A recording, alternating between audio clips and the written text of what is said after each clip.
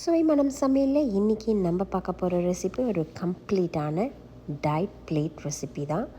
நீங்கள் டயட்டில் இருக்கீங்க அப்படின்னா கண்டிப்பாக இந்த ரெசிப்பியை ஃபாலோ பண்ணிக்கோங்க. இல்லை டெய்லி இட்லி தோசை சப்பாத்தின்னு சாப்பிட்டு போர் அடிச்சது கொஞ்சம் டிஃப்ரெண்ட்டாக சமைக்கலாம் அப்படின்னு பார்த்தீங்கன்னா இந்த ரெசிப்பியை கண்டிப்பாக நீங்கள் ஃபாலோ பண்ணிக்கோங்க. நான் இன்றைக்கி டயட் பிளாட்டில் எடுத்துருக்கிறது பார்த்தீங்கன்னா ஷ்ரிம்பை நம்ம நல்லா வாஷ் பண்ணிவிட்டு நல்லா க்ளீன் பண்ணிவிட்டு ஸ்பைசஸ் பவுடர் ஆட் பண்ணிக்கலாம்.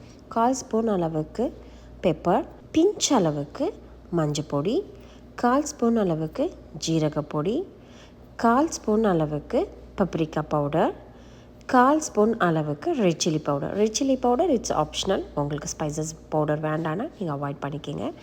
அண்ட் உப்பு ஒரு 1/4 டேபிள் ஸ்பூன். நான் எடுத்த குவான்டிட்டி பார்த்திங்கன்னா ஷ்ரிம்பு ஒரு 250 கிராம்ஸ் தான் இருக்கும். ஸோ அந்த அளவுக்கு ஷ்ரிம்பு போதும், ஒரு ஆளுக்கு சமைக்கிற மாதிரி தான்.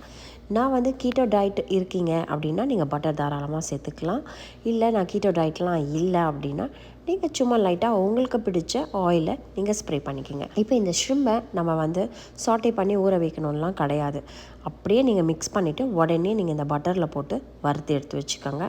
சூப்பராக ரெடி ஆகிடும். இதோட டைம் பார்த்தீங்கன்னா 10 to 15 மினிட்ஸ் தான் இந்த ஷ்ரிம்போட டைமு. அதுக்கு மேலே வதக்க தேவையில்லை, கரெக்டாக உங்களுக்கு ஆகிடும். இப்போ ஷ்ரிம்பு பர்ஃபெக்டாக எடுத்து நம்ம இந்த ஷ்ரிம்பை நம்ம பிளேட்டில் மாற்றிக்கலாம்.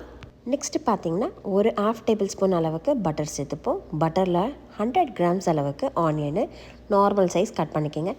50 கிராம்ஸ் அளவுக்கு ப்ராக்கலி, 100 கிராம்ஸ் அளவுக்கு கேபேஜ். இப்போ இவங்களையும் 3 பேரையும் லைட்டாக நம்ம சாட்டே பண்ணிக்க போகிறோம். ரொம்ப நேரம்லாம் வதக்க தேவையில்லை. இதுதான் சாலடு. நெக்ஸ்ட்டு நம்ம சால்ட் ஆட் பண்ணிக்கலாம். சால்ட் பார்த்திங்கன்னா சும்மா ஒரு பிஞ்ச் அளவுக்கு ஆட் பண்ணிக்கோங்க. ரொம்ப சால்ட்டு நம்ம ஆட் பண்ணிக்க தேவையில்லை. சால்ட் ஆட் பண்ணிவிட்டு லைட்டாக மறுபடியும் சாட்டே பண்ணிக்கோங்க. கார்லிக் பவுடர் 1/4 ஸ்பூன் அளவுக்கு போட்டுக்கோங்க. இல்லை கார்லிக் பவுடர் பிடிக்காதவங்க ஸ்கிப் பண்ணிக்கோங்க. ட்ரை பார்சலி கொஞ்சம் ஆட் பண்ணிக்கோங்க. ஸோ இவங்க எல்லாம் லைட்டாக நம்ம சாட்டே பண்ணிக்கிறோம். அப்படியே ஒரு பிளேட்டில் மாற்றிக்கிறோம். பர்ஃபெக்டான ப்ராக்லி. ரொம்ப ப்ராக்லிலாம் வதங்கக்கூடாது, கேபேஜும் வதங்கக்கூடாது, லைட்டாக தான் இருக்கணும். இப்போ நெக்ஸ்ட்டு அதே பேனில் எக்கு போட்டுக்கலாம். எக்கு பார்த்திங்கன்னா கம்ப்ளீட்டாக உங்களோட ஆப்ஷனல் தான். டெய்லி ஒரு எக்கு எடுக்கணும் அப்படின்னிங்கன்னா ஒரு நாளைக்கு ஒரு மாதிரி பண்ணிக்கோங்க. நான் இன்றைக்கி சிம்பிளாக அப்படியே ஒரு எக் ஃப்ரை தான். ஸோ இதில் லைட்டாக நம்ம பிஞ்ச் அளவுக்கு சால்ட்டு அண்ட் பெப்பர் போட்டு எடுத்து வச்சுப்போம். எக்கு கம்ப்ளீட்டாக யோர் ஆப்ஷனல். பாயில்டு எடுத்துக்கலாம், இல்லை அதுலேயே வெங்காயம், பச்சை மிளகா, நிறைய வெஜிடபிள்ஸ் சேர்த்து அது மாதிரியும் எடுத்துக்கலாம். அடிக்கடிக்கு உங்களுக்கு இந்த டயட் ரெசிபீஸும் நான் கண்டிப்பாக அப்டேட் பண்ணுறேன். இப்போ பிளேட்டில் எல்லாமே ரெடி ஆகிடுச்சு. Something is missing. ஸோ நம்ம க்ரீக் யோகர்ட் ஆர் சோர் க்ரீம் இது ரெண்டுமே நீங்கள் எடுத்துக்கலாம். நான் க்ரீக் யோகர்ட் ரொம்ப அவாய்ட் பண்ணிப்பேன். ஏன்னா நான் வீட்டில் இருக்க யோகர்ட்டே நான் ஒரு பவுல் எடுத்துப்பேன். இன்றைக்கி நம்ம பிளேட்டில் பார்க்குறது சோர் க்ரீம் தான். அதில் லைட்டாக நம்ம அப்படியே ஒரு ரெட் சில்லியை தூவி விட்டோன்னா சூப்பராக எடுத்து சாப்பிடும் போது ஒரு ஸ்பைசஸ் அண்ட் அந்த க்ரீம் அப்படியே வரும்போது நல்லாயிருக்கும்.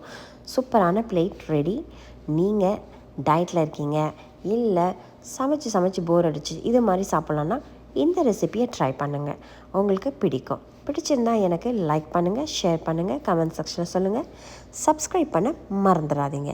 ஆரோக்கியமாக சாப்பிட்டு சந்தோஷமாக இருங்க. என்னோடய எல்லா சப்ஸ்கிரைபுக்கும் ரொம்ப நன்றி.